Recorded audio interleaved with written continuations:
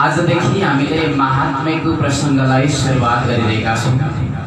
महात्म्यको प्रथम अध्यायबाट आज हामी कथालाई शुभारम्भ गरिरहेका छौँ। प्रशिक्षण कक्षालाई सबैभन्दा पहिले महात्म्यको कथामा प्रवेश गर्नुभन्दा अगाडि हामीले जान्नै पर्ने एक दुईवटा मूलभूत कुराहरू छन्। प्रथमस्तु महात्म्य भनेको के हो? हामीले सबैभन्दा पहिले महात्म्यको अर्थ सम्झेर मात्रै महात्म्यमा प्रवेश गर्नु उचित हुन्छ। महात्म्य भनेको के हो त? श्रीमद्भागवत महात्म्यम लेखिएको छ। वास्तवमा महात्म्य के हो भन्दा महात्म्य भनेको महिमा। कुनै पनि वस्तुको महिमा हुने गर्छ। त्यो वस्तुको महिमाको आधारमा नै त्यो वस्तुलाई हामी जीवनमा उपयोग गर्ने गर्छौँ। भागवतको पनि सबैभन्दा सुरुवातमा महात्म्यको प्रसङ्ग दिएको छ, महात्म्यको प्रकरण छ। आखिर किन? किनकि हामी भागवत पढ्न गइरहेका छौँ, भागवतलाई अध्ययन गर्न श्रवण गर्न गइरहेका छौँ जब भने भागवतमा कस्ता कस्ता मूलभूत तत्त्वहरू छन्, भागवतले के विषयको निरूपण गर्छ, भागवतको महिमा के छ, भागवत श्रवण गरेर जीवनमा के लाभ प्राप्त हुन्छ, यी यावत कुरा हामीले थाहा पाएनौँ भने भागवतलाई हामीले उचित अवस्थामा आफ्नो जीवनमा अङ्गीकार गर्न सक्दैनौँ र भागवतले दिन खोजेको लाभ जीवनमा प्राप्त गर्न सकिँदैन। त्यसै कारण महात्म्य निकै भागवतको महिमालाई उजागर गरेको छ यो महात्म्यको प्रकरणले। महात्म्य भनेको महिमा, कुनै पनि वस्तुको महिमा हुने गर्छ। समयको महिमा हुन्छ, त्यसै कारण हामीले समयलाई चिन्ने गर्छौँ, सदुपयोग गर्छौँ, उचित समयमा धेरै परिश्रम गर्ने गर्छौँ किनकि समयको महिमा छ, महत्त्व छ। कुनै पनि वस्तुको महिमा हामीलाई थाहा छैन भने हामी त्यसलाई सदुपयोग गर्न सक्दैनौँ। जस्तो प्रकारले हामीले मोबाइल अहिलेको आजको स्थितिमा मोबाइललाई एउटा महँगो चिजको रूपमा, अपरिहार्य साधनको रूपमा हामीले लिन सक्छौँ। त्यही नै मोबाइल यदि हामीले एउटा बाँदरलाई लगाएर दियौँ भने त्यो बाँदरले कदापि मोबाइलको महत्त्व बुझ्न सक्दैन। के हो मोबाइलको महात्म्य थाहा हुँदैन उसलाई र टोकेर उसले फ्याँकिदिने गर्छ। त्यसै कारण महिमा थाहा हुनु पर्यो। सबैभन्दा पहिले एउटा लघु कथा आउने गर्छ, प्रसिद्ध कथा। गङ्गाको तटमा एकजना किसान बस्नु रहेछ। बडा गरिब किसान हुनुहुन्थ्यो। खनजोत गरेर आफ्नो जीविकोपार्जन गर्ने किसान एक दिन आफ्नो बारी जोतिरहँदा उहाँले एउटा अत्यन्तै चम्किलो ढुङ्गा प्राप्त गर्नुभयो, शिला। बडा देदीप्यमान थियो, हेर्नमा बडा आकर्षक थियो। सानो आँको छोरा रहेछ। सानो आँको एउटा छोरा थियो, बाबु थियो। त्यो साह्रै चम्किलो ढुङ्गा उहाँले लिएर आउनुभयो र छोरालाई प्रदान गर्नुभयो खेलौनाको रूपमा सानो बाबुलाई। त्यो सानो बाबु अत्यन्तै प्रसन्न भयो जब उसले भेट्यो। अत्यन्तै प्रसन्नताको साथमा उसले त्यसलाई खेलाउन लाग्यो। ऊ पनि हुर्किँदै जान्छ, ऊ पनि बढ्दै जान्छ।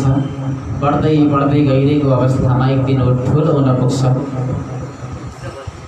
एक दिन ऊ ठुलो भइसकेपछि उसले त्यो ढुङ्गालाई फ्याँकिदिन पुग्छ। त्यहाँबाट अत्यन्तै टाढा फ्याँकिदिन्छ उसले र जहाँ फ्याँकेको हुन्छ त्यही बाटो भएर एकजना हिराको व्यापारी आइरहेका हुन्छन् जसले यो ढुङ्गालाई प्राप्त गर्छन् र असलमा उनले हेर्ने बित्तिकै पहिचान गर्छन् कि यो त वास्तवमा ढुङ्गा होइन, यो त हिरा रहेछ, अनमोल हिरा रहेछ। उनले लिएर जान्छन् र जसलाई बेचेर उनी करोडपति बन्न सफल हुन्छ। हेर्नुहोस्, महात्म्य भनेको वास्तवमा यही नै हो। त्यही यदि त्यो हिरालाई ढुङ्गाको रूपमा लिएको थिएन, साँच्चै नै हिराको रूपमा लिएको थियो, यानि कि त्यसको महात्म्य उसले जानेको थियो भने सायद यो दशा हुन्थ्यो। तर आज के भयो? जुन हिरालाई नचिन्दाखेरि गरिबको गरिब नै रहनुपर्ने अवस्था हो उसको। त्यसै कारण हामीले पनि भागवत त पढ्छौँ तर हामीले भागवतको महात्म्यलाई सुन्यौँ न, भागवतको महिमा के छ त थाहा पाएनौँ भने भागवतलाई पक्कै पनि जीवनमा पालन गर्न सकिँदैन। त्यसै कारण यहाँ महात्म्यको प्रकरण दिएको छ। महात्म्यको प्रकरण जो पद्मपुराणद्वारा उद्धृत छ र 6वटा अध्यायमा वर्णित छ। महात्म्य यहाँ पनि एउटा शङ्का हुन्छ, 6वटा अध्यायमा वास्तवमा किन समात्ने? धेरै अध्यायमा पनि हुन सक्थ्यो भन्दा भागवत नै वास्तवमा एउटा त्यस्तो प्रत्यक्ष वाङ्मयी भगवत स्वरूप ग्रन्थ हो। भागवतमा हामीले ईश्वरको स्वरूप, ईश्वरको उपमा दिएका छौँ र यी 6वटा जुन अध्याय छन्, ईश्वर पनि षडैश्वर्य सम्पन्न हुने गर्नुहुन्छ, 6वटा ऐश्वर्य हुने गर्छन् ईश्वरमा।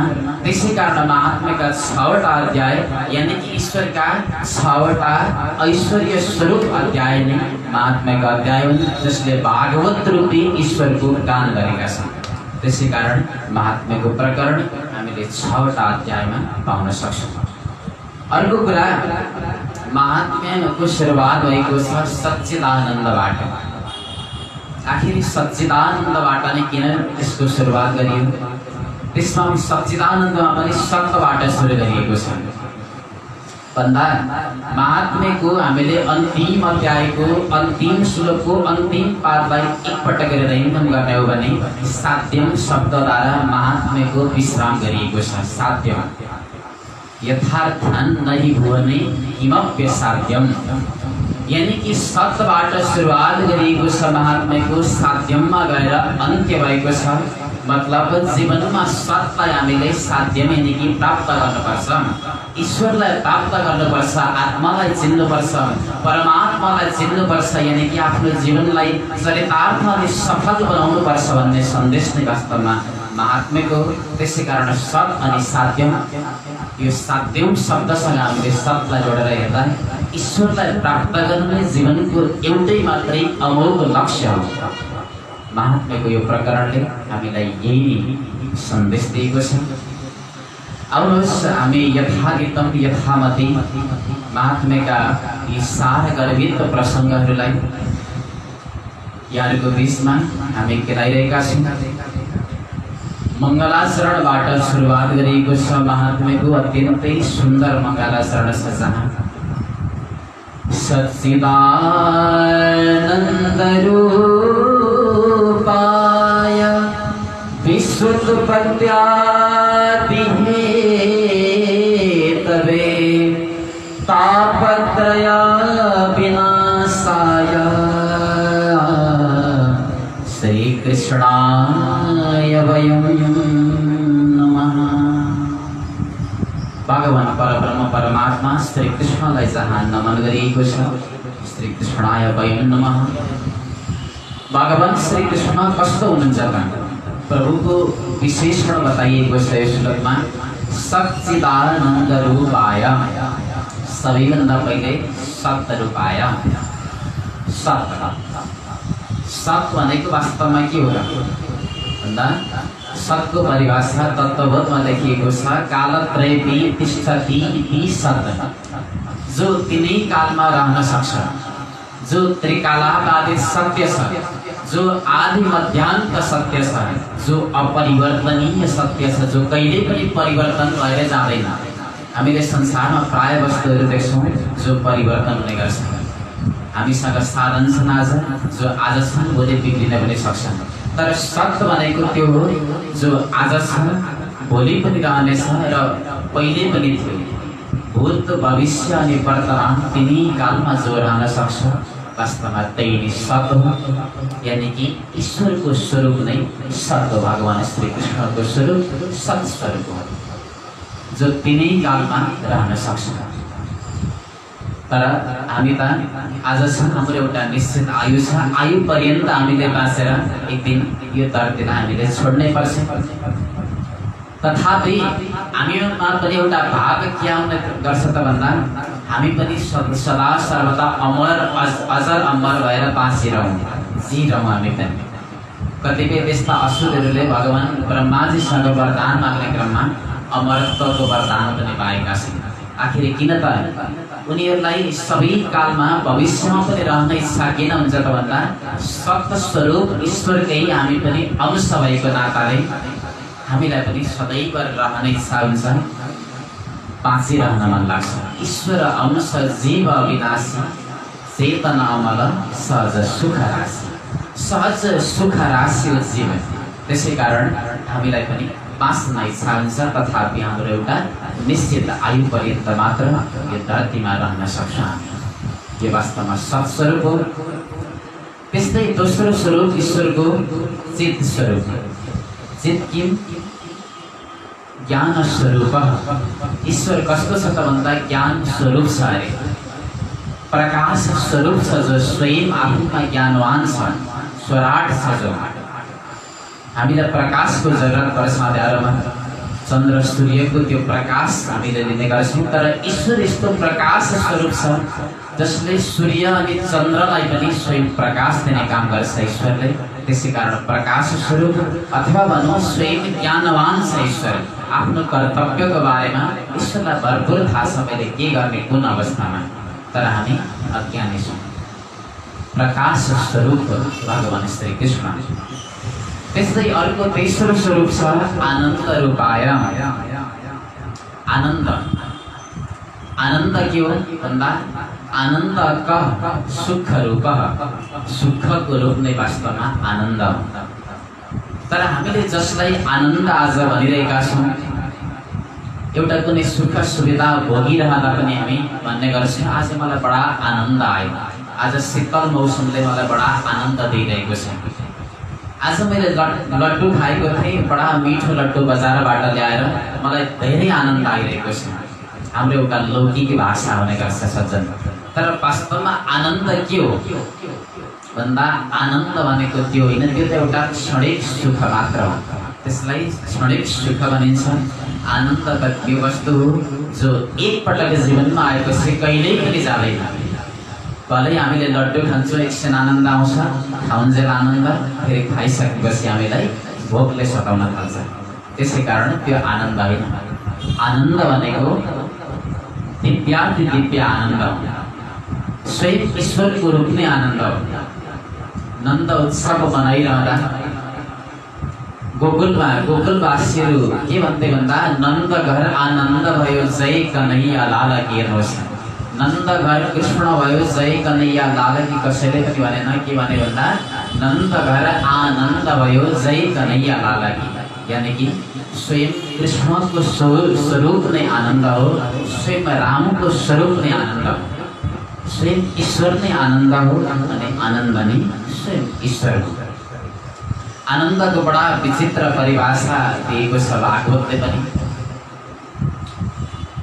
र विभिन्न उपनिषदहरूले पनि विभिन्न प्रकारका परिभाषाहरू दिएका छन्। वास्तवमा आनन्दलाई यदि हामीले केलाउने हो भने आनन्द दुई प्रकारको हुन्छ। तैत्तिरीय उपनिषदमा पनि बताइएको छ कि एउटा साधन जन्य आनन्द, अर्को स्वयं सिद्धि आनन्द।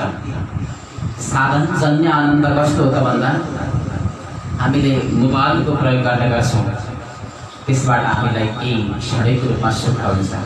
हामीले अत्यन्तै सुन्दर एउटा घरको निर्माण गर्छौँ, घरमा बस्छौँ, हामीलाई क्षणिक आनन्द हुन्छ। तर यो आनन्द कस्तो हो त भन्दा जबसम्म साधन रहन्छ, जबसम्म विषय रहन्छ, तबसम्म मात्रै आनन्द हुन्छ, त्यो सकिँदैखेरि पुनः आनन्द सकिएर जान्छ। त्यसै कारण त्यसलाई पूर्ण रूपमा आनन्द भन्न मिल्दैन। स्वयं सिद्धि आनन्द नै वास्तवमा आनन्द हो, जुन योगीहरूले, जुन वीतराग महात्माहरूले समाधिमा जसको अनुभूति गर्ने गर्छन्, वास्तवमा त्यही नै आनन्द हो, त्यही नै ईश्वर हो।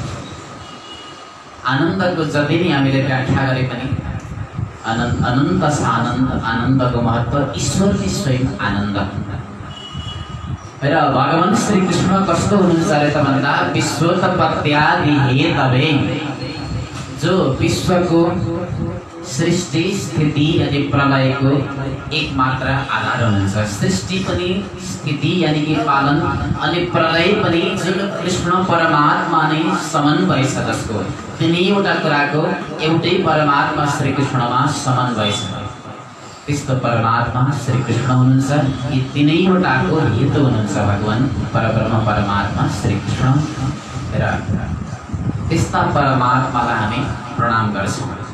प्रणाम किन गर्ने त भन्दा ग्रन्थकर्ता बताउनुहुन्छ तापत्रय विनाशाय, त्रिताप आध्यात्मिक ताप, आदि दैविक ताप र आदि भौतिक यी तीनैवटा तापलाई समन गर्नको निमित्त जसले नाश गरिदिने काम गर्नुहुन्छ।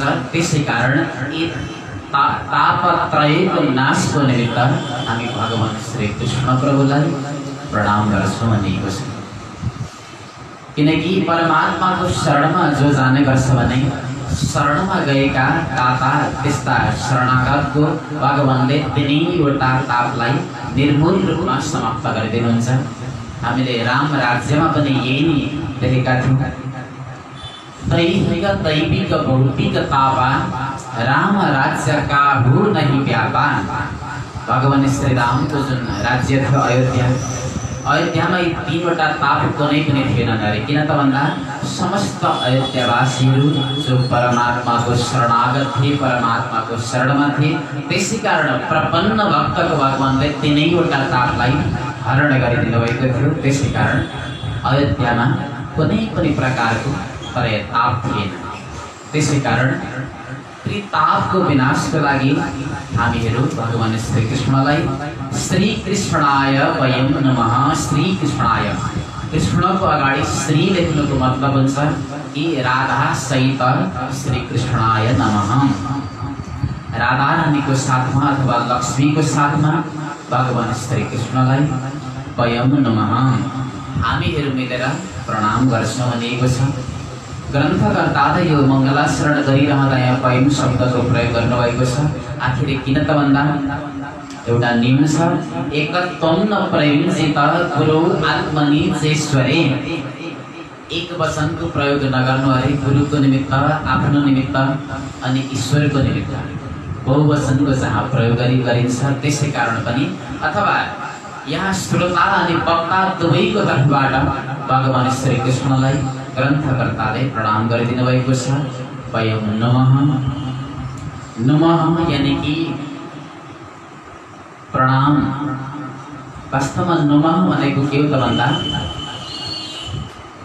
प्रणाम गर्नु, नमनं नमः, नमन गर्नु नि प्रणाम गर्नु। नमन किन गरिन्छ त भन्दा हाम्रो अहंकारलाई समर्पण गर्नको निमित्त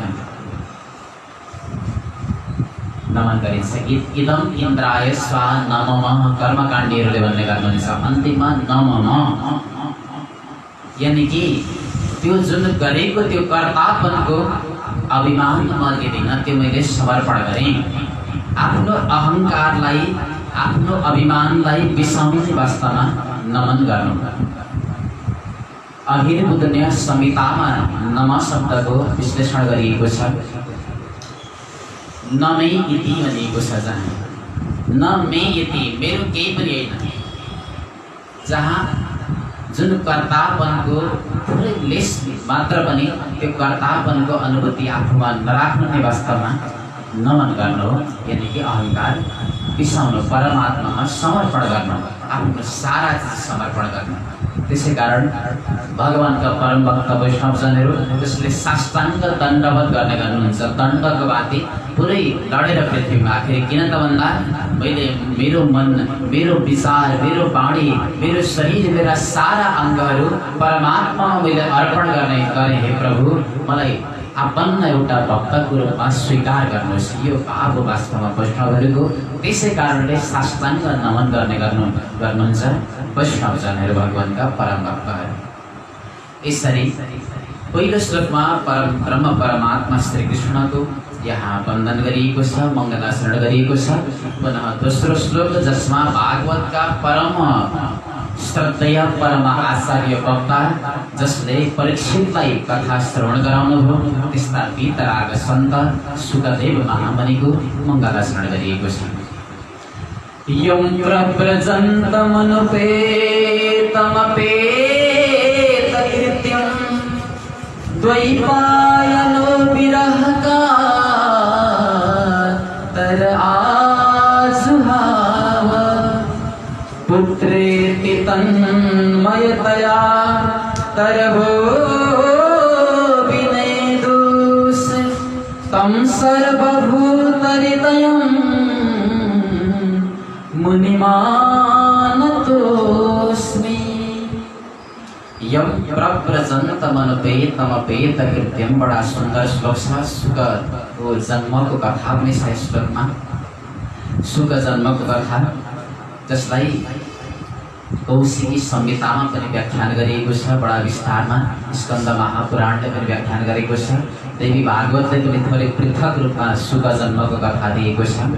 भगवान शुकदेव कस्तो हुनुहुन्थ्यो त भन्दा यम प्रव्रजन्तम, जन्म लिने बित्तिकै प्रकर्षण व्रजन्तम, जसले वनतर्फको यात्रालाई रोज्नुभयो। कारण जो माताको गर्भमा हुनुहुन्थ्यो, अत्यन्तै महर्षि वेदव्यासको प्रार्थनापछि जसले जन्म लिनुभयो, जन्म त लिनुभयो तर गर्भमा रहँदा नै उहाँले प्रतिज्ञा गर्नुभएको थियो कि म संसारमा रहनेवाला छैन, म त प्रभु भजनमा लाग्नेछु। त्यसै कारण प्रकर्षण व्रजन्तम, व्रजगत धातु जो जन्म लिने बित्तिकै सन्यासी बनेर वनतर्फ जानुभयो। अनुपेत उपेत कृत्यम, जसको कुनै पनि कृत्य भएको छैन अहिलेसम्म।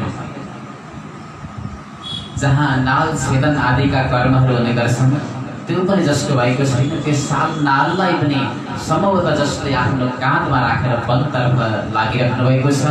यसरी वृद्ध अवस्थामा जन्मिएको आफ्नो परम पुत्र शुकदेवलाई वनतर्फ गइरहेको देखेर भगवान वेदव्यास द्वैपायन विरह कातर, विरहले अत्यन्तै कातर बन्नुभयो, आतुर बन्नुभयो र आजुहाव बोलाउन लाग्नुभयो। पुत्र पुत्र, हे शुकदेव, हे मेरो पुत्र, तिमी कहाँ गइरहेका छौ बाबु? मेरो वृद्ध अवस्थाको एउटा सहारा बनेर मेरो अत्यन्तै धेरै प्रतीक्षा पछि तिमी आएका थियौ, तर आज मलाई छोडेर तिमी गइरहेका छौ। तिमी कहाँ गइरहेका छौ? मेरो सहारा हो तिमी, मेरो पुत्र हो, नजाऊ मलाई छोडेर। जसरी पछाडि पछाडि आज महर्षि वेदव्यास विलाप गर्दै गर्दै गइरहेको अवस्थामा त्यसै समयमा वनका जति पनि वृक्षहरू थिए तर अभिनयदो वृक्षहरूले आज शुकदेवमय बनेर जवाब दिए, हे महर्षि वेदव्यास, हजुर आज पुत्र शोक महापुत्रको आसक्तिमा किन यसरी दौडिराख्नु भएको छ? हजुरले नै लेख्नु भएको छ वेदमा, पुराणमा, स्मृतिमा हजुरले नै रचना गर्नुभएको ती वेद पुराणहरू। र पुत्र मोह भनेको त केवल मिथ्या छ, यो त केवल माया मात्र हो। हजुरले स्वयं लेख्नु भएको छ, तर त्यही मायाको पछाडि आज दौडिराख्नु भएको छ। आखिर किन? जब वृक्षहरूले नै मानव आज तन्मय बनेर यो प्रश्न गरिरहेका थिए महर्षि वेदव्यासलाई र उत्तर दिइरहेका थिए, जो शुकदेव, जो सर्वभूत हृदय हुनुहुन्छ, जो सबैको हृदयमा कण कणमा घट घटमा अन्तर्यामी स्वरूप हुनुहुन्छ भने जसको हजुर आसक्ति बनेर आज पछि लागिराख्नु भएको छ, कुनै पनि औचित्य छैन। यो वृक्षहरूको जवाब सुनेर महर्षि वेदव्यास आज फर्किनुभयो। यस्ता परम श्रद्धेय पितराग सन्तान शुकदेव महामुनि। यद्यपि यहाँ एउटा हामीलाई शङ्का हुन्छ कि महर्षि वेदव्यास जो स्वयं वैष्णव हुनुहुन्थ्यो, स्वयं भक्त हुनुहुन्थ्यो, जसले 4 वेद लेख्नु भएको छ, 18 उपपुराण, 18 पुराणहरू जसले लेख्नु भएको छ भने पुत्र शोकमा स्वयं किन परिराख्नु भएको छ? अरूलाई जसले उपदेश दिने काम गर्नुभयो तर स्वयं आज मोहमा किन पर्नुभयो? सन्तहरूले यसको जवाब दिनुहुन्छ कि महर्षि वेदव्यास यहाँ पुत्र शोकमा पर्नुभएको थिएन, अपितु सत्सङ्गको आसक्तिमा पर्नुभएको थियो। महर्षि वेदव्यास यो कुरा जान्नुहुन्थ्यो कि मेरो परम पुत्र जो जन्मिने बित्तिकै परम वैरागी छ, परम वितराग छ र यसैले सत्सङ्ग गराउनेवाला छ। सत्सङ्गमा जो अत्यन्तै निपुण छ मेरो पुत्र, यो भविष्य देख्नु भएको थियो महर्षि वेदव्यासले। त्यसै कारण पुत्रले गराउने त्यो सत्सङ्गको आसक्तिमा महर्षि वेदव्यास आज पछि पछि दौडिराख्नु भएको थियो, अपितु पुत्र शोकमा, पुत्र मोहमा यहाँ दौडिनु भएको थिएन वेदव्यासजी। यस्ता परम श्रद्धेय शुकदेव महामुनि सर्वभूत हृदय जसलाई हामी प्रणाम गर्छौँ। यसरी दोस्रो श्लोकमा पनि मङ्गलाचरण गरिएको छ। नैमिषे सुतमासीनम् अभिवाद्य महामतिं कथामृता रसास्वादा कुशलः सौनको ब्रवीत्। नैमिषारण्यको अत्यन्तै पावन शान्ति भूमिमा 88,000 ऋषिहरू बस्नुभएको छ, जहाँ ब्रह्माजीको आज्ञाद्वारा निम जुन स्थानमा शीर्ण भयो त्यही नै अरण्यमा, त्यही जङ्गलमा नैमिषारण्य नाम गरेको जुन पावन क्षेत्र थियो, जहाँ 88,000 ऋषिहरू बसिरहेको अवस्थामा अनायास ऋषिहरूको पावन मण्डलीमा यहाँ आगमन भयो। परम वीतराग सन्त सुतजी महाराजको, जसको आगमन हुने बित्तिकै तमाम 88,000 ऋषिहरू उठेर आज स्वागत गर्नुभयो, वन्दन गर्नुभयो र अग्र आसनमा विराजमान गराउनुभयो। अग्र आसनमा विराजमान गराएर परम गुरुको रूपमा प्रतिष्ठा गरेर श्रद्धेय गुरुदेव यानी कि सुत पौराणिकसँग आज पावन जिज्ञासा गर्नुहुन्छ। 88,000 ऋषिको प्रतिनिधित्व गर्नुहुने आदरणीय सौनकजी महाराज प्रश्न गर्न लाग्नुभयो। सिधै प्रश्न गर्नुहुन्छ, किनकि अन्नको कण अनि सन्तको क्षण अत्यन्तै अमूल्य हुने गर्छ। त्यसै कारण सुत पौराणिकलाई आज व्यास आसनमा प्रतिष्ठित गराइसकेपछि कुनै पनि संसारिक औपचारिकतामा नअल्झिकन सिधै तत्त्व जिज्ञासा गर्न लाग्नुहुन्छ। सौनकादि 88,000 ऋषिहरू अज्ञान ध्वंस कोटि सूर्य समप्रभ सुताख्याहि कथा सारं मम कर्णारसायनम्।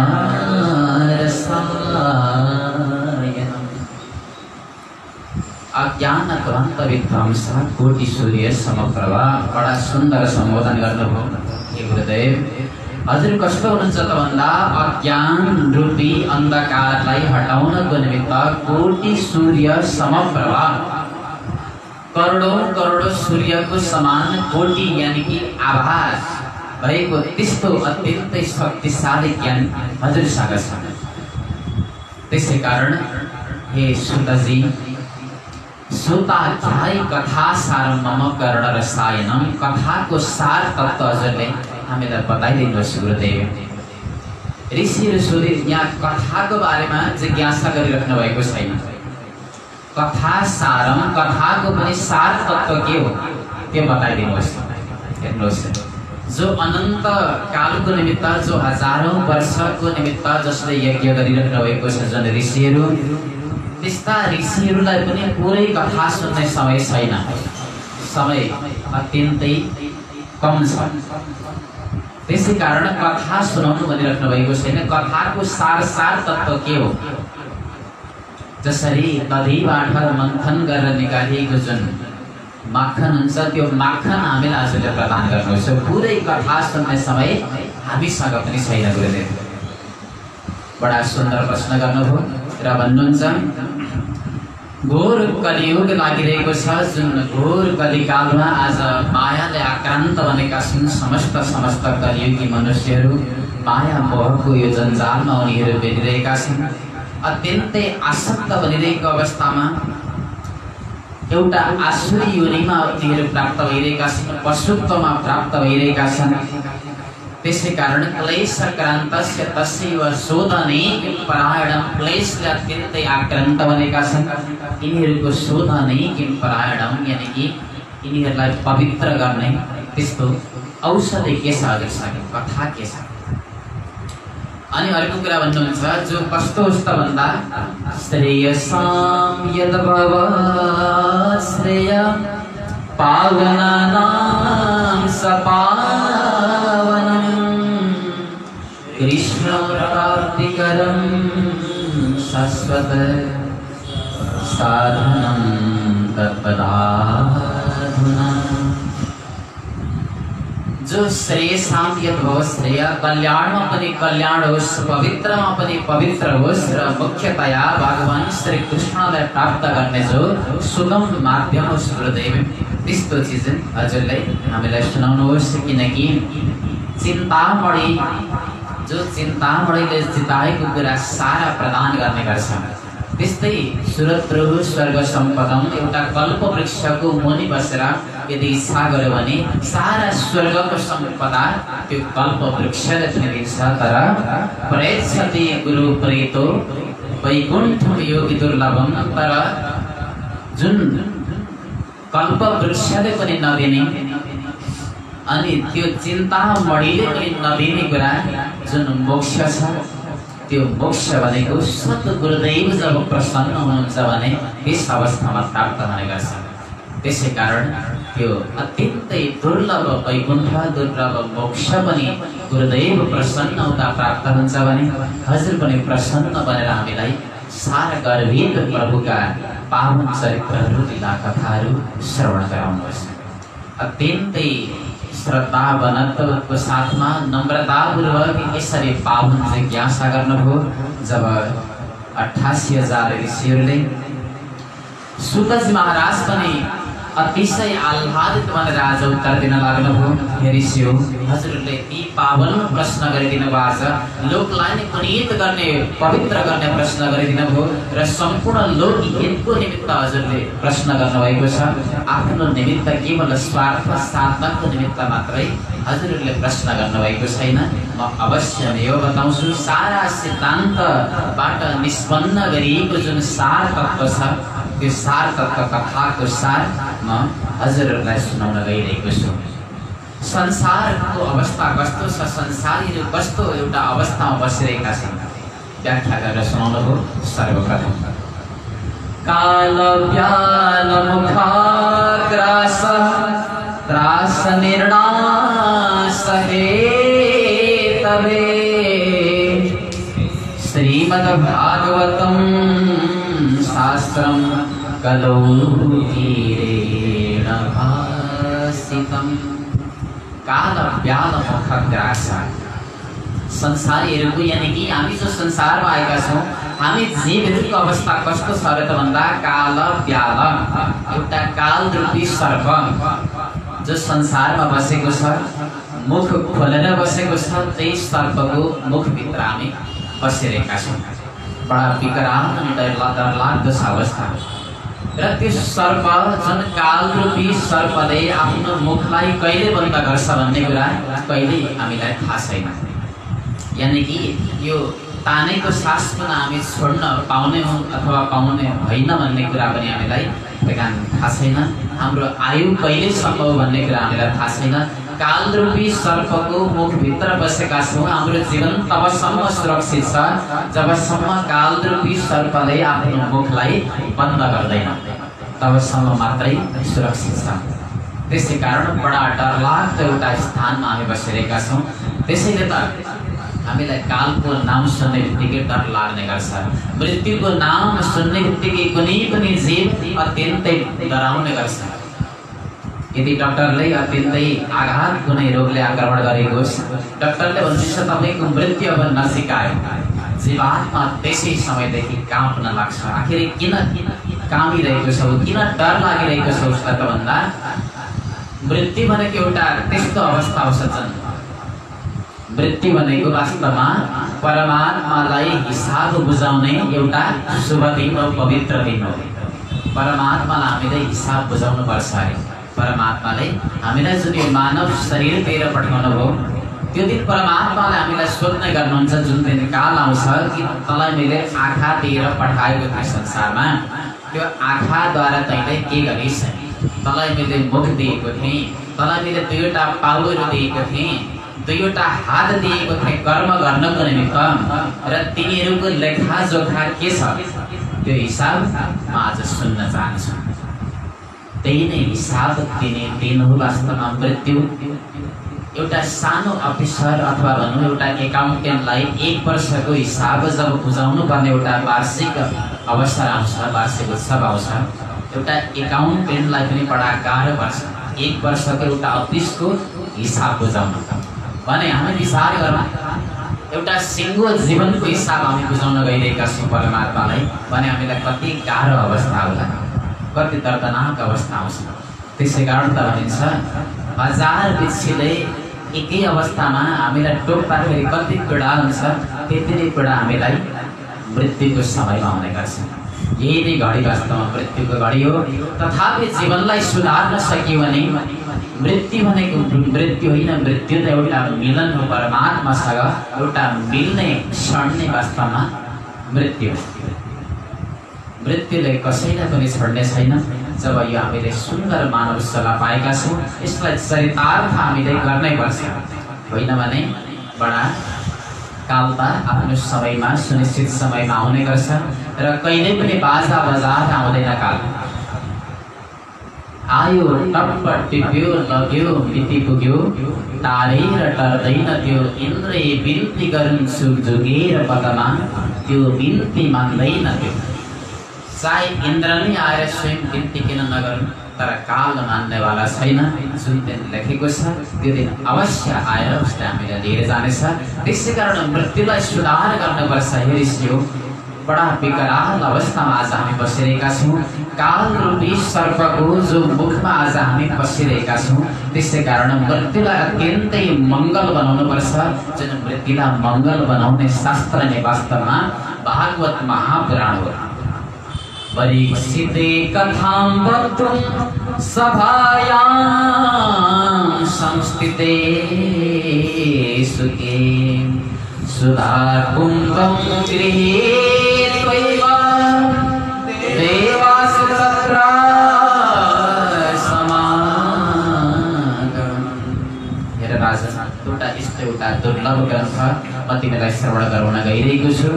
जो सुकदेव महामुनिले परीक्षितलाई जुन कथा श्रवण गराउनु भएको थियो, जुन अवस्थामा परीक्षितलाई 7 दिनमा मर्ने श्राप लागिरहेको थियो, त्यसै अवस्थामा परीक्षितको त्यो मृत्यु पीडालाई शान्त गर्नको निमित्त भगवान सुकदेवको श्रीमुखबाट प्रकट भएको छ, विगलित भएको छ।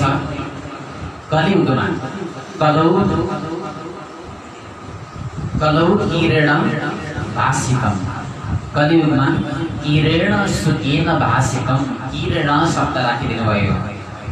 किरण यानि कि किरण शब्द वास्तवमा एउटा सुगाको पर्यायवाची शब्द हो। यो शब्द यहाँ किन राख्नुभयो? सुकेन पनि राख्न सकिन्थ्यो भन्दा सुगाको पर्यायवाची शब्द राख्नुको अर्थ हो जसरी सुगालाई जे हामीले सिकायो त्यही नै सुगाले बोल्ने गर्छ, अन्यत्र केही पनि बोल्न जान्दैन। त्यस्तै सुकदेव महामुनिले पनि भागवत संहिता जो गुरुदेवबाट जस्तो पाउनु भएको छ त्यस्तै त्यसलाई कुनै पनि प्रकारले तोडमोड नगरिकन जो परीक्षितलाई प्रदान गर्नुभएको छ त्यसमा थोरै पनि अल्छल छैन। जो गुरु परम्पराबाट जस्तो आयो त्यस्तै प्रदान गर्नुभएको छ भन्ने तात्पर्य जनाउनको निमित्त किरण शब्द यहाँ राखिएको छ। र यसरी भगवान सुकदेवले जो परीक्षितलाई सुनाउनुभयो, जुन समयमा परीक्षितलाई कथा श्रवण गराउन तयार बन्नुभएको थियो सुकदेव महामुनि गङ्गाको पावन तटमा, त्यसै समय सारा गुरुलोकमा आज हल्ला फैलिन लाग्यो कि सुकदेव महामुनिले त भागवत श्रवण गराइरहनु भएको छ परीक्षितलाई। त्यसै समय सारा देवताहरू देवास तन्त्र समागमन, देवताहरू आज अमृतको गडालाई साथमा लिएर आए। भगवान सुकदेव जहाँ सुनाउन तयार हुनुहुन्थ्यो त्यसै अवस्थामा सुकदेव महामुनिलाई प्रणाम गरे र भन्न लागे, हे महामुनि सुकदेव, परीक्षितको 7 दिनमा मृत्यु हुनेवाला छ, जसलाई मृत्यु पीडाले सताइरहेको छ। हामीले स्वर्गबाट यो अमृत लिएर आएका छौँ। यो अमृत हजुरले परीक्षितलाई पान गराइदिनुहोस् र यसको बदलामा यो भागवतीय जुन अमृत छ यो चाहिँ हजुरले हामीलाई प्रदान गर्नुहोस्। देवताहरूले जब हात जोडे भगवान सुकदेव महामुनि देवताहरूको यो भावलाई जानेर मुस्कुराउन लाग्नु भएछ। वसुधा कथा लोके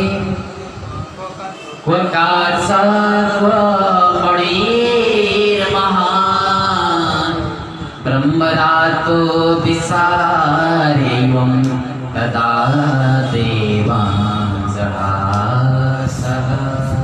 वसुधाको कथा लोके कहाँको सुधा, कहाँको एउटा स्वर्गीय अमृत, तुच्छ अमृत र कहाँको एउटा भागवतीय परम अमृत, परम विशुद्ध शास्त्र। हेर देवताओं, तिमीहरू यदि श्रद्धा लिएर आएका थियौ भने म अवश्य नै हो तिमीहरूलाई भागवत अमृत पान गराउने थिएँ। तर जहाँ एउटा स्वर्गको तुच्छ अमृतसँग तिमीहरूले भागवतीय दिव्य अमृतलाई एउटा तुलना गर्ने दुष्ट प्रयत्न गर्यो, तिमीहरू भागवत श्रवण गर्ने अधिकारी रहेनौ। अब त्यसै कारण जाऊ, तिमीहरूलाई म श्रवण गराउन सक्दिनँ। सुकदेव महामुनि, जसले देवताहरूलाई पनि आज यहाँबाट फर्काइदिनु भयो।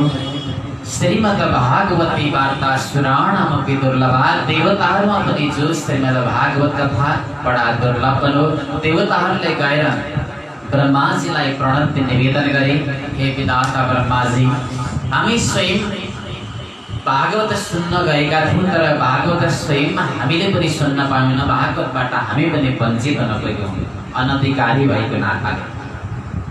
त्यसै समय ब्रह्माजी पनि अचम्मित हुनुभयो, जो देवताहरू पनि जसको अधिकारी हुन सकेनन् भने वास्तवमा यो भागवतमा के त्यस्तो तत्त्व छ, भागवतमा त्यस्तो के शक्ति होला। तुरुन्त ब्रह्माजीले एउटा भावमय तराजुमा एकापट्टिको पल्लामा हाल्नुभयो श्रीमद् भागवत महापुराणको ग्रन्थलाई, र अर्कातिर संसारका सारा साधनहरू, सारा ग्रन्थहरू, जप तप ध्यान तपस्या दान आदिलाई राख्नुभयो।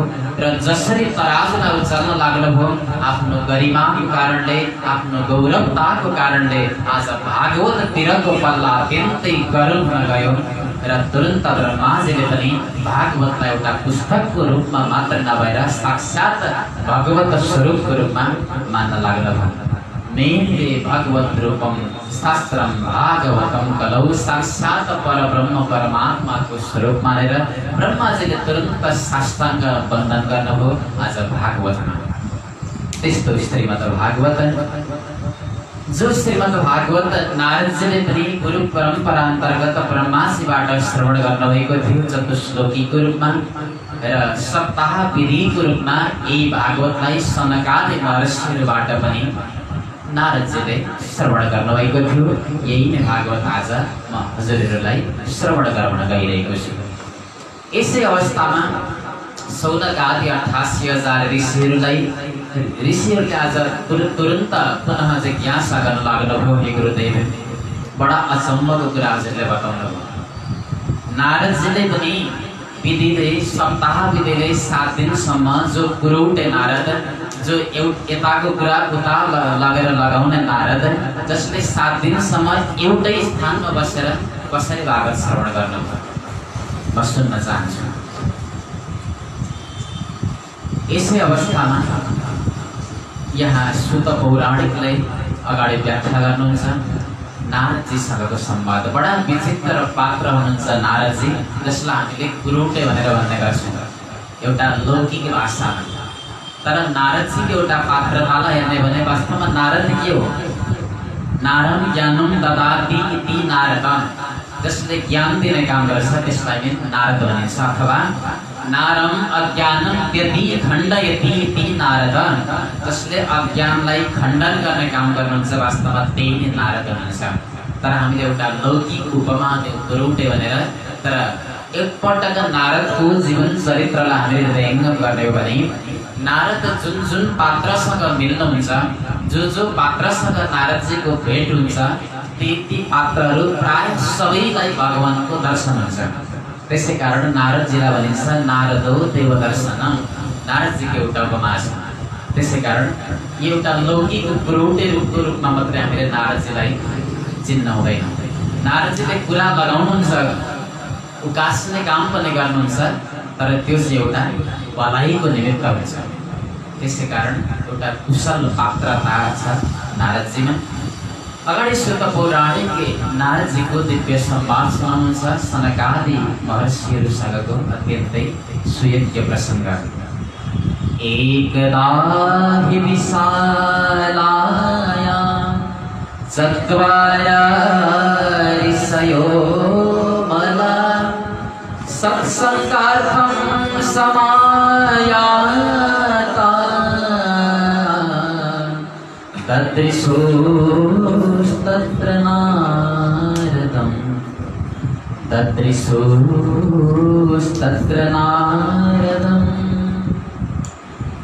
एकदा एक दिनको कुरा विशालायन विशालापुरी जसलाई पत्री विशाल पनि भनिन्छ सज्जन। विशालापुरी किन भनियो त भन्दा विशाल नाम गरेको एकजना राजा जसले तपस्या गरेको भूमि थियो, त्यसै कारण विशालापुरी भनिन्छ। र जो विशाल यिनै जो धर्मात्मा राजा जसले तप गरेर स्वयं पत्री नारायण भगवान प्रकट हुनुभएको थियो, जसको तपस्याले प्रसन्न बनेर जसरी पुण्डरीकको भक्तिद्वारा विठ्ठलनाथ प्रकट हुनुभयो, त्यसरी स्वयं सिद्ध प्रकट हुनुभएको थियो भगवान बद्रीनारायण। त्यसै कारण विशालापुरी पनि भनिन्छ बद्रीनारायण। बद्रीनारायणको अत्यन्तै पावन भूमिमा सत्सङ्गको इच्छाले ब्रह्मलोक निवासी जो सनकादि महर्षिहरू पनि आउनुभएको थियो। त्यसै अवस्थामा ददृशोस्तत्र नारदम्, नारदजीलाई जसले देख्नुभयो, तर नारद बडा चिन्ता तुरुन्थ्यो, जसको शुष्क बदन थियो, अत्यन्तै विषादको बादलले घेरिएको जसको श्रीमुख थियो, श्री विग्रह थियो। यस्तो नारदजीलाई आज देखेर सनकादि कुमारहरूले प्रश्न गर्नुहुन्छ नारदजीसँग, कथं ब्रह्मनदीन मुख कुतस चिन्तातुरो भवान् त्वरितं गम्यते कुत्र कुतसागमनं तव कुतसागमनं तव। कथम ब्रह्मन दीन मुख, हे ब्रह्मन हे नारदजी यति दुखी अनुहार हजुरको किन, यति दुखी भएर हजुर कहाँ गइराख्नु भएको छ? कुतस चिन्ता तुरो भगवान, हजुरलाई के चिन्ता पर्यो, चिन्ताले किन सताएको छ? हेर्नुहोस् हजुर त चिन्ता गर्ने पात्र हुनुहुँदैन। हजुरको श्रीमुखलाई देखेर जो अन्य संसारका व्यक्तिहरू खुसी हुने गर्छन्, तर स्वयं हजुरले आज निराश हुनु भने अरूको के अवस्था होला? हजुरले त चिन्ता भन्दा पनि चिन्तन गर्नुपर्छ, किनकि चिन्ता अनि चिन्तनमा एउटा बिन्दु मात्रै फरक छ, तर यसको विशेषता भने बडा अन्तराल छ, बडा फरक छ। चिता चिन्ता समाख्यात तस्मात् चिन्ता गरीयसी, चिता दहति निर्जीवं चिन्ता शिवयुतं तनुं। चिता अनि चिन्ता जो दुईटा वस्तु छ रे सज्जन, सुन्दा उस्तै उस्तै छ। चिताले चाहिँ मरेको व्यक्तिलाई जलाउने काम गर्छ अरे, तर चिन्ताले चाहिँ जीवयुतं तनुं, त्यो प्राण सहितको शरीरलाई जलाइदिने गर्छ। तस्मात् चिन्ता गरीयसी, त्यसै कारण चिन्ता भनेको अझै ठुलो कुरा हो। चिन्ता भन्दा पनि सन्तले कहिले पनि चिन्ता गर्नु हुँदैन, चिन्तन गर्नुपर्छ। नारदजीलाई सम्झाउनु भयो र सोधिराख्नु भएको छ, हजुर यति चिन्तामा किन हुनुहुन्छ? गत वित्तो यथा जना, एउटा जुन कुनै पनि कृपणको अत्यन्तै लोभी व्यक्तिको यदि 2 रुपियाँ मात्र कहिलेकाहीँ हराउन पुग्यो भने बडा उदास हुन पुग्छ व्यक्ति, रुन लाग्छ, अत्यन्तै चिन्ता तुरुने गर्छ, बार बार चिन्ता गर्छ उसले, त्यही 2 रुपियाँ मात्र। वास्तवमा हजुरको अनुहार हेर्दा हामीलाई पनि त्यही व्यक्तिको आज याद आइरहेको छ। भन्नुहोस् नारदजी, हजुरको दुःखको कारण के हो? यसरी जब सनकादि कुमारहरूले सोध्नुभयो प्रश्न, नारदजी प्रसन्न बनेर आज जवाब दिनुहुन्छ, आफ्नो वृत्तान्त सुनाउनुहुन्छ। के भन्नुहुन्छ? अहम तु पृथ्वीं यात्वा सर्वोत्तमामिति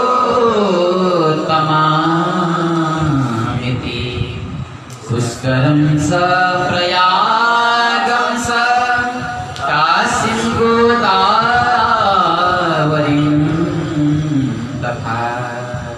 हे गुरुदेव, मैले उत्तम लोक पृथ्वीलाई मानेर, त्यसमा पनि भारतवर्षलाई उत्तम स्थान मानेर म तीर्थयात्राको रूपमा तीर्थयात्रा गर्न गएको थिएँ। म कहाँ कहाँ गइनँ होला? म पुष्कर गएँ, म प्रयाग गएँ, म हरिक क्षेत्र गएँ, म श्रीरङ्ग गएँ, म सेतुवन्त रामेश्वरम गएँ।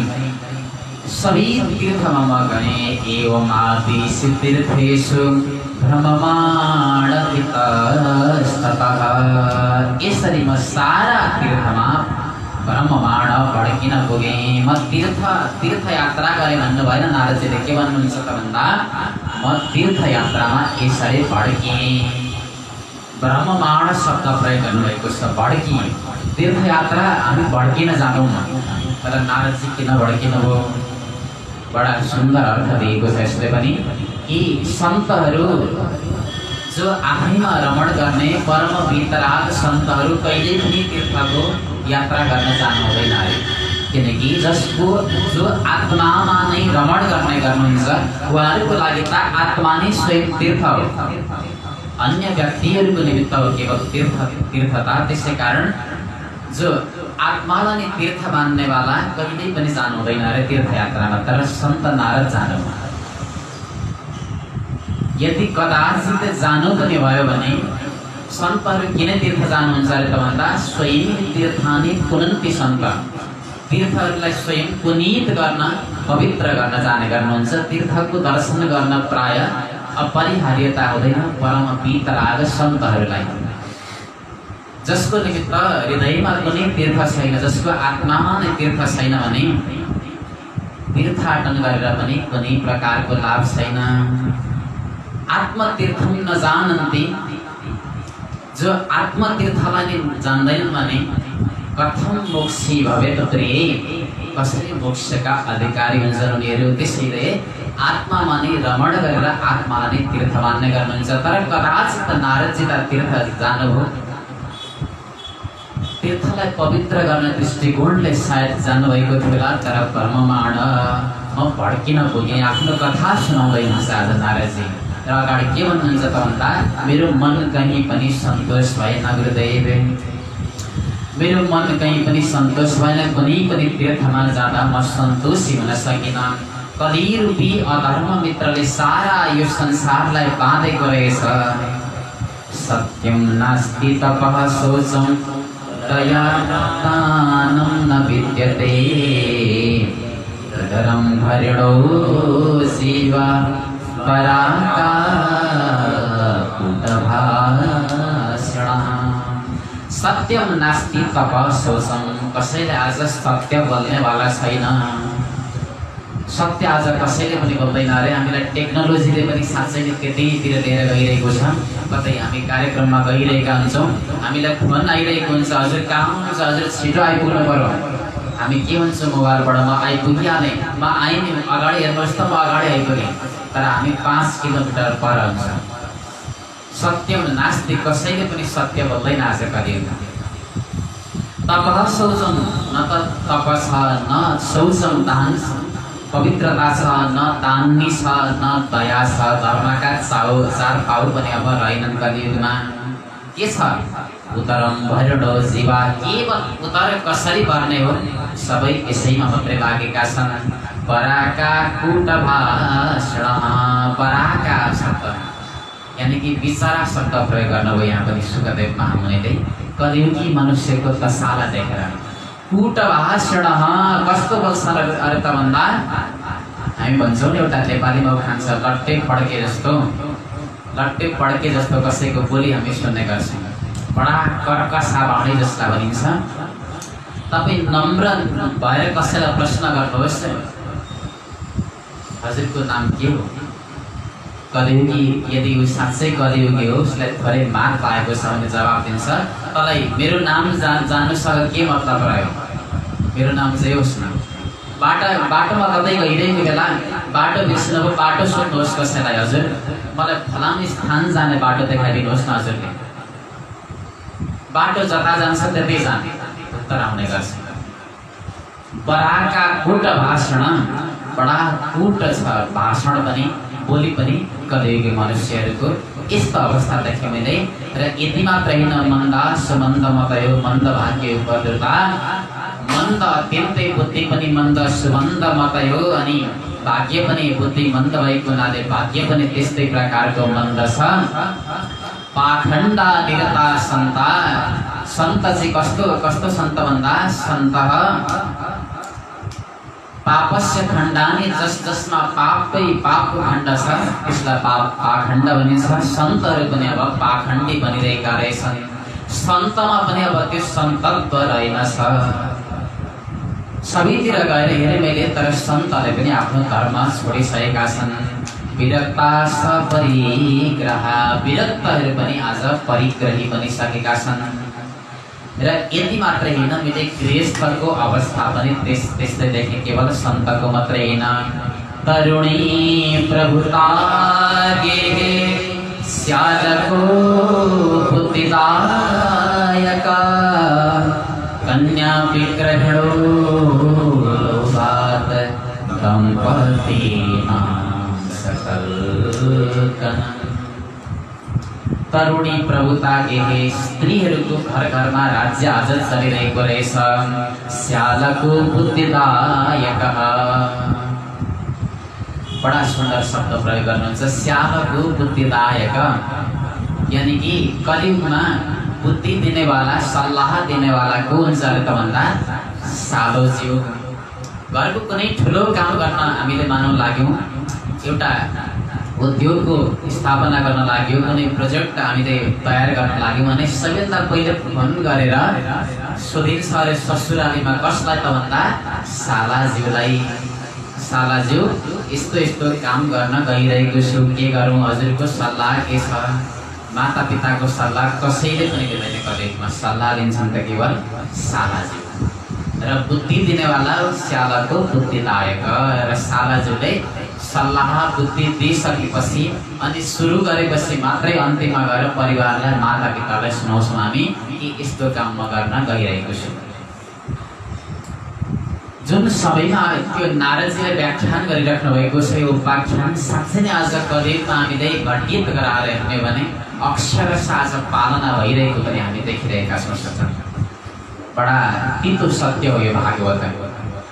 अनि नारदजी अगाडि बताउनुहुन्छ, सबै आश्रममा म गएँ, आश्रमहरू पनि यवनहरूले आज कब्जा गरिसकेको अवस्था देखेँ।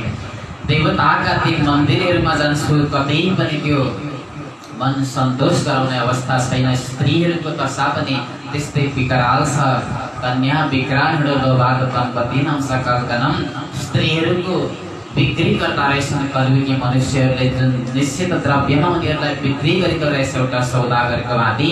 र स्त्रीहरूले पनि आफ्नो धर्म छोडेको देखेँ मैले, आफ्नो देह व्यापारद्वारा उपार्जन गरिरहेका छन्। यस्तो प्रकारको घृणित दृश्य मैले देखेँ। यो गृहस्थको त यो दशा थियो गुरुदेव। तर सन्तहरूको आश्रममा पनि म एकपटक निरीक्षण गर्दै गएको थिएँ। एउटा आश्रममा म गएको थिएँ, जुन आश्रमको नाम थियो ब्रह्मचारी महाराजजीको आश्रम, बाहिर देखिएको थियो। जुन आश्रममा म प्रवेश गरेर हेरेँ, गएर भित्र हेर्दा त यथार्थ अर्कै रहेछ। ब्रह्मचारीजी महाराज जो महन्त हुनुहुन्थ्यो, उहाँका त 9-10 जना सन्तानहरू रहेछन् गुरुदेव। अर्को एउटा म आश्रममा गएको थिएँ, जुन आश्रम मौनी बाबाको आश्रम थियो। मौनी बाबाको आश्रममा गएर मैले हेरेँ, आश्रममा प्रवेश गर्ने बित्तिकै यति धेरै कोलाहल, यति धेरै महाभारत चलेको छ, युद्ध चलेको छ, जहाँ बस्ने पनि अवस्था थिएन। त्यस्तै तेस्रो आश्रममा गएँ, जहाँ त्यागीजी महाराजको आश्रम देखिएको थियो। त्यागीजी महाराजको आश्रममा म प्रवेश गर्दा त मलाई आश्रममा गएको अनुभूति भएन गुरुदेव। त्यहाँ त म 5 स्टार होटलमा नै मानौँ प्रवेश गरिरहेको छु, त्यस्तो अनुभूति भयो मलाई। आश्रम पनि 5 स्टार होटल जस्ता आज बनिरहेका छन्, सुख सुविधाहरूमा बसिरहेका छन्। त्यस्ता त्यागीजी महाराजहरूको यो दशा पनि मैले देखेँ। र यस्तो दशा देख्दै देख्दै मैले जब मनलाई सम्झाउँदै म आइरहेको थिएँ, घुम्दै आउँदा मस्तिधाम वृन्दावनमा आइपुगेँ। यमुना तटमा बन्नो यत्र लीला हरे। यमुनाको पावन तटमा आउँदा एउटा विचित्र प्रकारको लीला देखेँ मैले, हरिको लीला। कस्तो लीला? तत्राश्चर्यमया दृष्टं श्रूयतां मुनीश्वरा। एका तु तरुणी तत्र निषण्णा खिन्नमानसा। यमुनाको त्यो पावन तटमा गुरुदेव एउटी स्त्री बसिरहेकी थिइन् जो अत्यन्तै खिन्न मनस्क थिइन्, बडा दुखी थिइन् स्त्री। र ती स्त्रीको वरिपरि अरू सैकडौँ स्त्रीहरू उनको सेवा गरिरहेका थिए। त्यस्तो अवस्थामा मैले स्त्रीलाई यहाँ देख्न पुगेँ। क्रमिक रूपमा नारदजी आफ्नो कथा यहाँ सुनाउँदै जानुहुन्छ। र जब यसरी नारदजीले स्त्रीलाई देख्नुभयो बडा दर्दनाक दशामा, सन्तले स्त्रीको सान्निध्यमा नजिकमा जानु हुँदैन सहज रूपमा, यो उहाँले विचार गरिराख्नु भएको थियो। तर टाढैबाट आज ती देवीले नारदजीलाई बोलाउन पुगिन्। के भन्छन्?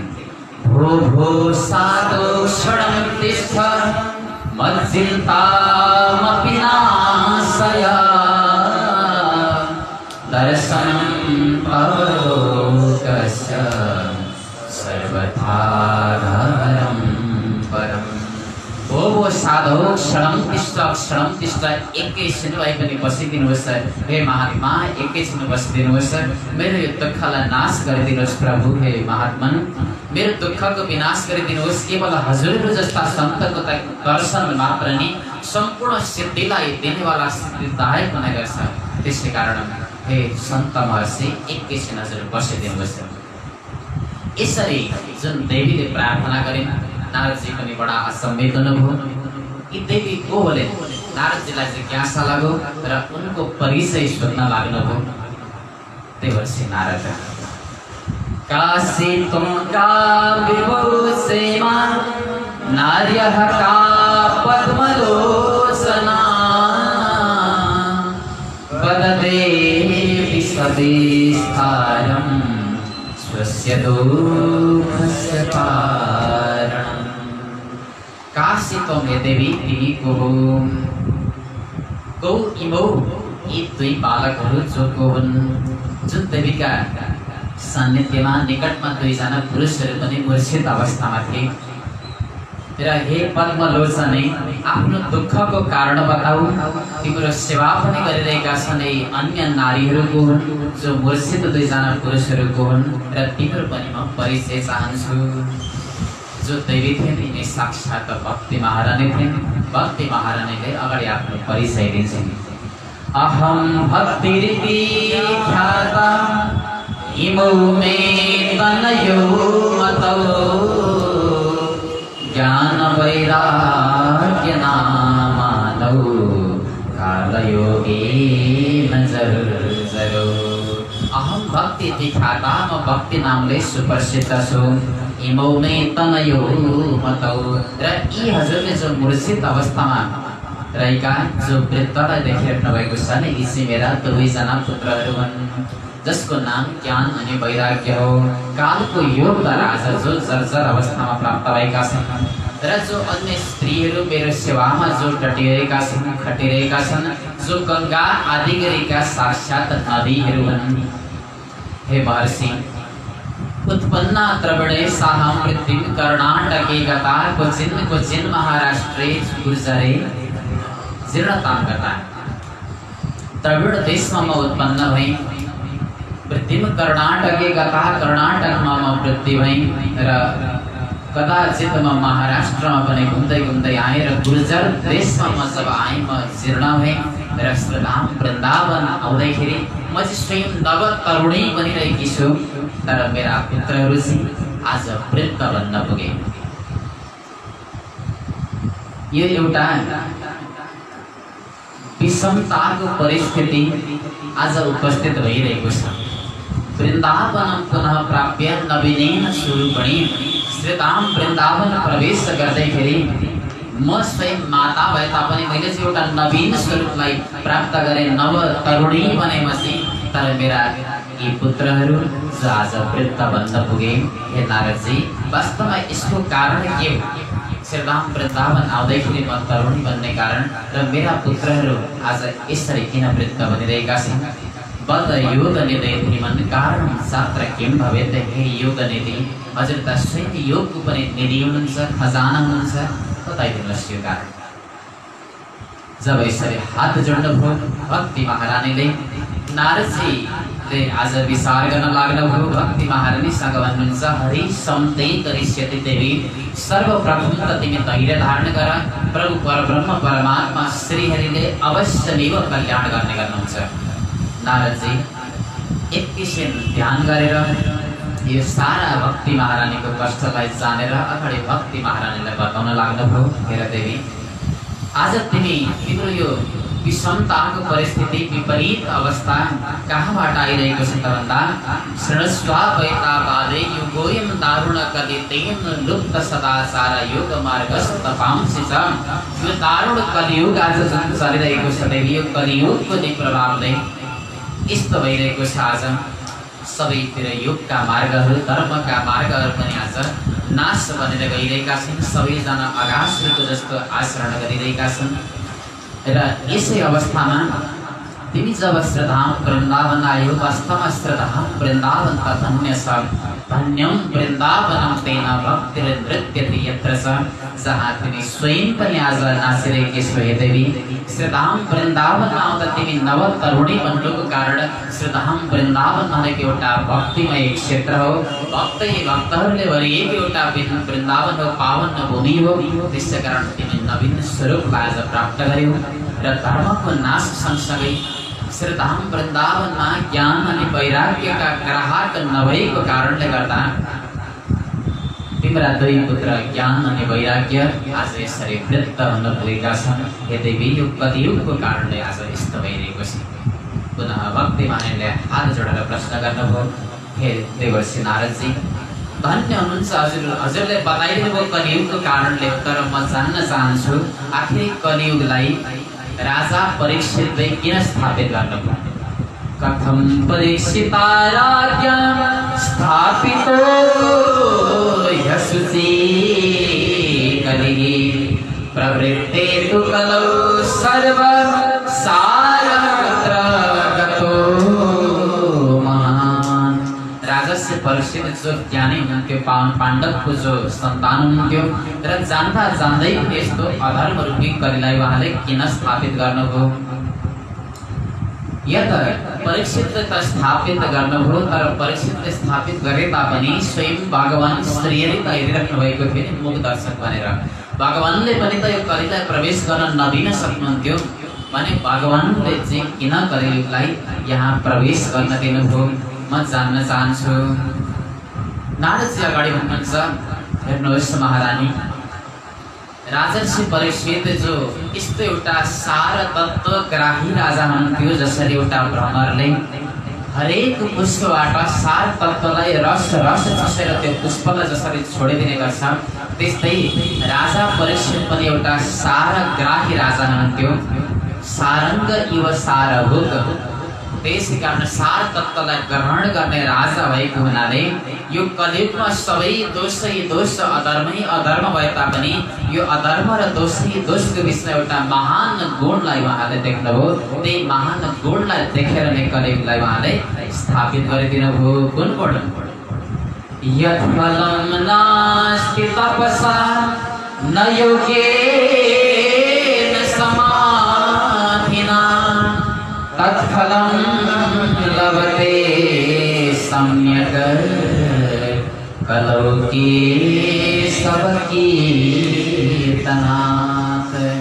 यत् फलं नास्ति तपसा, जुन फल तपस्यामा छैन, जुन फल दानमा छैन, जुन समाधिमा छैन, त्यो केवल कलौ केशव कीर्तनात्। त्यो त केवल कलियुगमा जसले भगवान श्रीहरिको केशवको यदि कीर्तन गर्छ भने, नाम संकीर्तनद्वारा नै केवल कलियुगमा व्यक्तिहरूले मोक्ष गतिलाई प्राप्त गर्नेछन्।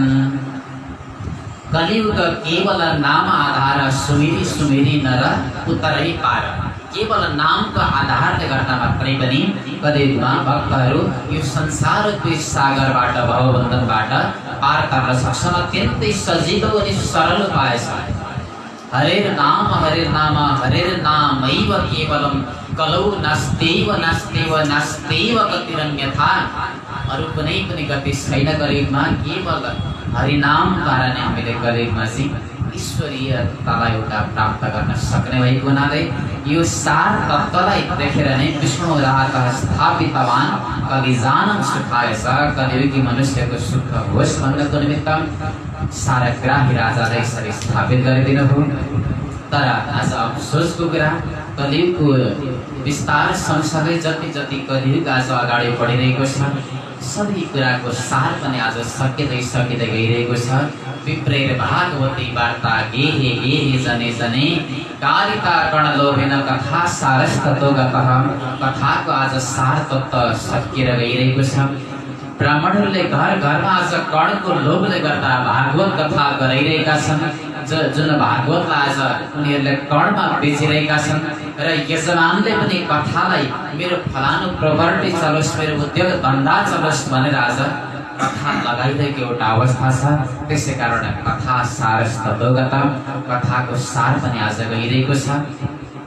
रौरव नरकबाट आएका त्यस्ता पापिष्ट मनुष्यहरू जो आज तपस्याको जसले ढङ्ग रच्न लागे, जो तीर्थमा गएर तप गर्न लागे, त्यसै कारण तपको पनि सार सकिएर गएको छ। यस्तै मन्द सार ग्रहण गरेर त्यो ध्यानको वास्तविक गुह्य रहस्यलाई बताउन नसक्ने यस्ता गुरुहरू, जो कर्णलोभी गुरुहरू हामीले भेटिरहेका छौँ। आज ध्यान युगको फल पनि सार पनि आज क्षण बनेर गइरहेको छ। र तिमीले सोधेकी थियो ब्रह्म परमात्मा श्री कृष्णका निकटमा हुनुहुन्थ्यो नि, उहाँलाई किन स्थापित गर्नुभयो? यद्यपि अतस्तु पुण्डरीकाक्ष सते निकटे स्थित अयं तु युग धर्म हो। वास्तवमा यो एउटा युगको धर्म हो। सत्य त्रेता द्वापर कली यो त चलिरहने एउटा युगान्तकारी चक्र हो, चक्रव्यूह हो। सत्य पछि त्रेता, त्रेता पछि द्वापर, द्वापर पछि कली, यो त समयको चक्र हो। समयको चक्रलाई कसैले पनि परिवर्तन गर्न सक्दैन। समयको एउटा स्वयं धर्म भएको नाताले भगवानले पनि यसलाई सहज रूपमा निकटबाट हेरिरहनु भएको छ। तर कलियुगलाई भगवानले हटाउनु भएन। जसरी एकजना माताले आफ्नो बच्चा कुनै पनि समयमा लडेको अवस्थामा, जमिनमा लडेको अवस्थामा रोइरहेको हुन्छ बच्चा, उसलाई कतै दर्द भइरहेको हुन्छ, छेउमा देख्नेले हेरिरहेको हुन्छ, आमाले उठाइरहेकी हुँदैनन् त्यो बच्चालाई। र छेउमा भएको व्यक्तिले सोध्छ त्यो आमाको हृदय कति कठोर होला, त्यो बच्चालाई उठाइरहेको भए हुन्थ्यो। तर आमाले सोच्नुहुन्छ मेरो बच्चा यसरी बार बार लड्दै गयो भने उसलाई अभ्यास हुन्छ, भोलिदेखि पर्सिदेखि ऊ उभिन सक्ने हुन्छ। उसैको निमित्त माताले त्यो बच्चालाई उठाउनु हुँदैन, उसैको हितलाई सम्झेर। त्यस्तै कलियुग पनि एउटा युगको धर्म हो। र युगको धर्म भएको नाताले भगवान पनि यस्तै मूक दर्शक भनेर बस्नु भएको छ। कलियुग अधर्मी छ भने भगवानलाई थाहा छ, तथापि एउटा युगको समयको चक्र भएको हुनाले भगवान निकटमा बसेर यसलाई हेरिराख्नु भएको छ। त्यसै कारण देवी कलियुगलाई स्थापित गरिदिनु भएको छ। राजा शिव परीक्षितले पनि भक्ति महारानीलाई यस प्रकार जब ज्ञान वैराग्यको कष्टको बारेमा बताइदिनु भयो, देवर्षि नारदजीले भक्ति महारानी यति धेरै आह्लादित बन्नुभयो, यति प्रफुल्लित बन्नुभयो, दुवै हात जोडेर आज देवर्षि नारदको गान गर्न लाग्नुभयो। के भन्नुहुन्छ? जयति जगति मायां यस्य काया तवस्ते वचन रचन वेगं केवलं साकलय्य ध्रुवपदमपि यातो यत् कृपातो ध्रुवोऽयं सकलकुशलपात्रं ब्रह्मपुत्रं नतास्मि। जयति जगति माया यस्य कायास्ते। हे नारदजी, धन्य हुनुहुन्छ हजुर, हजुरको पनि जय होस्। कयाद नन्दन प्रह्लाद, जसलाई हजुरको एउटा मन्त्रले जो प्रह्लादले अमरत्वलाई प्राप्त गर्न सफल भए, प्रभुलाई प्राप्त गर्न सफल भए, हजुरको एक वचनको कारणले जो ध्रुवजी महाराज पनि जसले ध्रुवलोकलाई प्राप्त गर्न सफल हुनुभयो, ब्रह्माजीको हजुर स्वयं मानस पुत्र हुनुहुन्छ, अत्यन्तै कुशलताको पात्र हुनुहुन्छ हजुर। यस्ता हजुर परम सन्तलाई मेरो कोटि कोटि प्रणाम छ नारदजी स्वीकार गर्नुहोस्। इस प्रकार भक्ति महारानीले आज देवर्षि नारदलाई कोटि कोटि प्रणाम गर्नुभयो सज्जन। र यस सँगसँगै हामीले पनि महात्म्यको प्रथम अध्यायमा रहेका यी तत्त्वहरूलाई समास अभ्यास योगत भने चाहिँ हामीले पनि समास रूपमा यहाँहरूको बिचमा यथाधितम यथामति हामीले प्रस्तुत गऱ्यौँ। र आजलाई भने महात्म्यको प्रथम अध्यायलाई प्रसङ्गलाई यहीँनिर भेट मार्दै हामीले पनि भएका कमी कमजोरीहरू र यहाँहरूले पनि सुन्दा भएका कमी कमजोरीहरूलाई उनी परब्रह्म परमात्मा दयालुले अवश्य पूर्ण गरिदिनुहोस्। यहाँहरू सबैको जय होस्, मङ्गल होस्, कल्याण होस्। भक्तवत्सल भगवानको पतित पावन भगवान नामको कृष्णचन्द्र भगवानको भागवत